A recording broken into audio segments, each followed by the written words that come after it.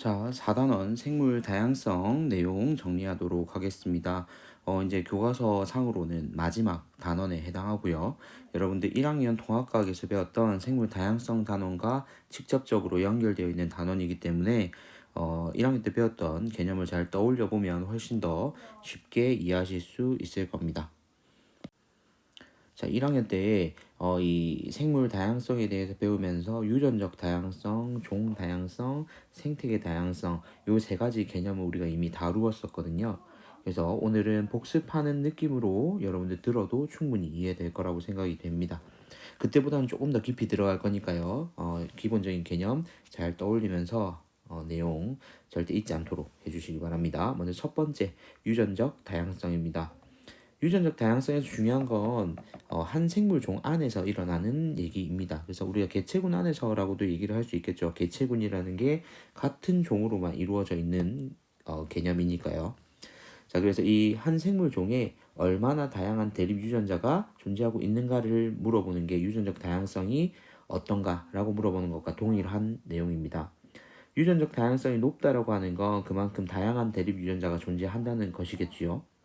자, 그러면 다음 페이지 한번 볼까요? 자, 먼저 기린의 다양한 털 무늬를 예시로 들고 있습니다. 기린이라는 같은 종 내에서 서로 다른 털 무늬를 가지고 있는 것이 이 털 무늬를 결정하는 대립 유전자, 우리 이미 4단원에서 유전 개념에서 대립 유전자는 배웠죠.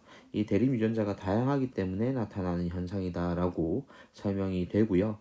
그리고 기린의 다양한 이 털 무늬는 다양한 환경에서 개체 위장 효과를 높여서 개체군이나 종이 생존하는 데 도움을 주기 때문에 이 내용을 바탕으로 이 유전적 다양성이 환경 변화에 좀 더 개체군이 적응하고 생존하는 데 영향을 줄 것이다 라고 우리가 생각해 볼 수 있는 겁니다. 밑에 내용도 한번 추가로 같이 보겠습니다. 자, 생각해 보기에는 환경 변화와 유전적 다양성이 어떤 관계를 가지는지를 좀 더 다른 예시를 가지고 좀 더 상세하게 설명을 하는 부분입니다. 먼저 감자 마른병이라는 병이 여기서 처음 등장을 하게 되는데요. 감자의 수확량을 크게 줄인다라고 했는데 어떤 질병이길래 이렇게 감자의 수확량을 줄이는지 오른쪽을 보면 나와 있습니다. 감자에 곰팡이가 발생하는 병으로서 감자역병이라고도 부릅니다.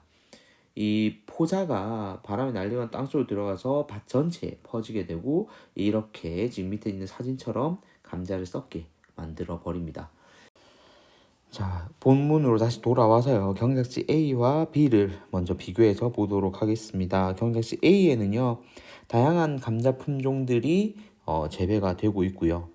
경작지 B에서는 개량된 단일 품종만을 재배를 하고 있습니다. 자, 그런데 여기서 여러분들 중에 의문을 가질 친구들도 있을 거라고 생각을 합니다. 분명 앞에 선생님이 얘기할 때 유전적 다양성에서 설명 처음 할 때 한 생물종, 같은 생물종이라는 얘기를 했었는데 지금 여기 경작지 A에서는 다양한 감자 품종이라고 얘기를 했잖아요. 근데 여러분 품종의 경우에는요, 같은 종이거든요. 같은 종인데 인위적으로 좀 더 개량이 된 형태입니다. 그래서 이 개량된 개체군을 사용하는 계급이기 때문에 우리 유전적 다양성 안에서 이 다양한 감자 품종이라는 예시를 들 수가 있는 겁니다. 자, 그래서 이렇게 참고하시고요. 위에는 다양한 감자 품종, 그리고 경작지 B에는 개량되어 있는 단일 품종만 재배를 한 겁니다. 선택적으로. 자, 그런데 운이 안 좋으면 이 감자 마른병이 유행을 했을 때 감자 마른병에 취약한 품종을 만약에 선정을 해서 얘만 재배를 하고 있었다면, 선택적 재배를 하고 있었다면 이 감자 마른병이 유행함과 동시에 수확할 수 있는 감자가 없어지는 거나 마찬가지겠죠. 그래서 경작지 B의 경우 한번 볼까요? 감자 마른병이 유행하니까 지금 모든 감자가 죽어서 더 이상 수확할 감자가 없는 상황이 되고요. 경작지 A 같은 경우에는 품종 자체가 굉장히 다양했어요. 그렇기 때문에 유행했을 때, 감자 마른병이 유행했을 때 이 감자 마른병에 걸리는 감자는 물론 없어질 수밖에 없지만 나머지 애들은 이 병에 걸리지 않고 생존해 있을 수 있다는 얘기죠. 즉, 이 자료를 통해서 우리가 알 수 있는 것은요. 경작지 A의 감자 품종이 다양하니까 이 감자 마른병 유행에도 불구하고 확률상으로 생존할 수 있는 확률이 더 높았다는 얘기입니다. 자, 그래서 이 밑에 두 번째 질문, 감자의 유전적 다양성과 생존율 사이에 어떤 상관성이 있는가? 즉, 유전적 다양성이 높으면 생존율도 높아진다라는 걸 이 자료에서는 말하고 싶었던 거예요. 우리가 통합과학에서는요, 바나나를 예시로 들었어요. 그래서 여러분들 기억이 날 거라고 생각을 합니다. 선생님이 예시도 굉장히 많이 들었고요. 자, 아래 본문 내용 한번 볼게요. 자, 생산량을 늘리기 위해 특정 단일 품종만을 집중 재배하는 경작지 개체들 사이에는 유전적 차이가 거의 없기 때문에 유전적 다양성이 낮아지게 됩니다. 그러면 이렇게 유전적 다양성이 낮은 개체군의 경우에는 그 전염병, 그러니까 얘들이 걸리는 전염병이 한번 유행을 함과 동시에 얘들의 전체적인 생존율 자체가 떨어져 버리는 거죠. 그렇기 때문에 유전적 다양성이 필요한 이유 중에 하나는 급격한 환경 변화에서 개체군 혹은 종의 생존 가능성 자체를 높이는데 굉장히 중요하기 때문입니다. 그런데 여기서 말하는 이 조건, 생산량을 늘리기 위해 특정 단위 품종만을 재배한다. 이것도 역시 인간이 의도한 대로 경작을 했을 경우죠. 예를 들어서 당도가 높은 과일 종류가 있어가지고 그 품종만 쭉 그냥 재배를 하는 거예요. 왜냐하면 경제성 때문이겠죠. 그렇게 됐을 때 유행하는 이 질병에 따라서 얘들이 다 생존하지 못하는 수가 생긴다는 겁니다. 그러면 더 치명적인 피해를 입을 수도 있다는 거죠. 그래서 물론 경제성을 고려하지 않을 수는 없습니다만 그래도 다양성을 어느 정도 유지를 해주는 것이 더 안전하다라는 거 여기에서 말하고 싶은 내용일 겁니다. 자, 다음 페이지로 넘어가 볼게요. 자, 두 번째는 종 다양성입니다. 이제 유전적 다양성 같은 경우에는 같은 종 내에서였다면 종 다양성은 어느 한 군집이 있을 때 그 군집을 구성하고 있는 다양한 생물 종들에 대해서 얘기를 하는 겁니다. 여기에서 여러분들 개념이 두 가지가 나오는데 이것도 여러분들 고등학교 1학년 때 선생님하고 동학과 갈 때 한번 언급을 했습니다. 자, 종풍부도와 종균등도인데요. 먼저 종풍부도는요, 말 그대로 풍부한가, 즉 종의 수가 얼마나 되는가라는 거고요. 종균등도는요, 얼마나 고른가를 의미하는 거잖아요. 즉 군집을 구성하는 종들 개체 수가 균일한가에 대한 수치로 표현을 하면 되겠습니다. 그러면 종 다양성이 높다라고 우리가 말을 하려면 당연히 종 풍부도도 높아야 되고 균등도도 균일해야 되겠죠. 자, 그러면 밑에 전 세계적으로 기록된 생물의 종수는 그림 5-36과 같이 2016년 기준으로 약 200만 종이며 그중 곤충이 100만 종 차지한다라는 내용 옆에 그래프 참고하시면 되고요. 자, 밑에 있는 생각해보기 그래프를 한번 볼게요. 자, 이런 그래프는 과학 교과에서 사실 뭐 뗄래야 뗄 수 없는 이런 자료들인데요. 여러분들 그래프 해석하는 걸 좀 어려워하는 친구들이 있는 것 같은데 그래프에서의 가장 기본적인 원칙은요. 여러분들 X축과 Y축을 먼저 확인을 하는 겁니다.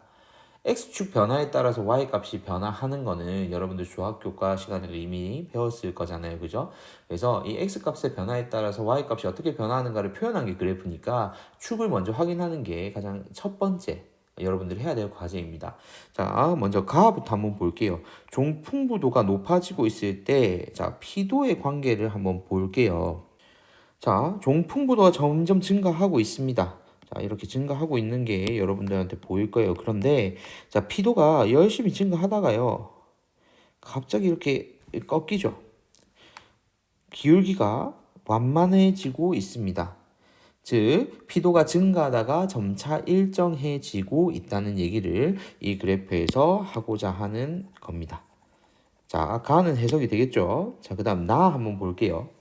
자, 이번에는 종풍부도가 증가하니까 처음에 질병 발병도가 굉장히 높았거든요.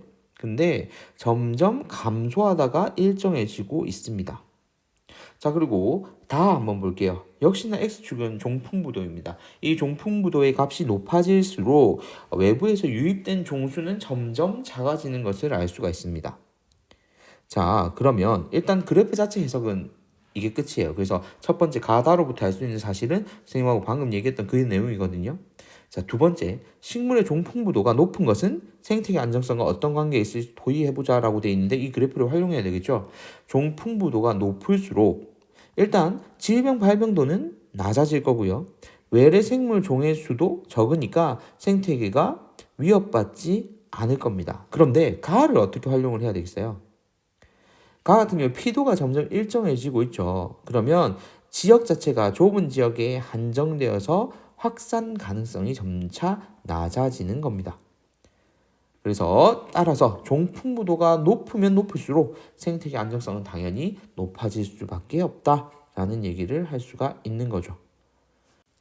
자, 이제 다음 페이지로 넘어가 보겠습니다.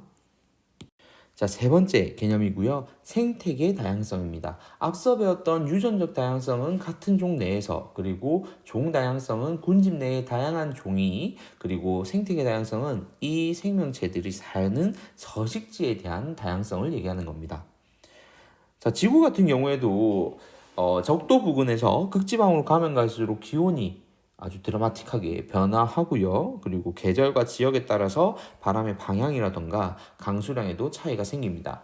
따라서 다양한 형태의 서식지들이 만들어지는데요. 극단적으로 한번 비교해 볼까요? 뭐 사막 같은 곳도 있을 거고요. 그리고 빙하로 가득 찬 북극과 같은 그런 극지방도 있을 거고요. 그리고 수풀이 우거져 있고 비가 주구장창 내리는 열대 우림과 같은 지역도 있을 겁니다.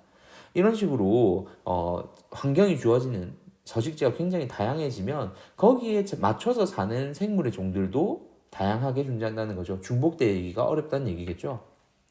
자, 그래서 이 생태계 종류나 특징이 달라지기 때문에 우리는 이런 생태계 다양성도 다른 다양성과도 직접적으로 연결이 이루어집니다.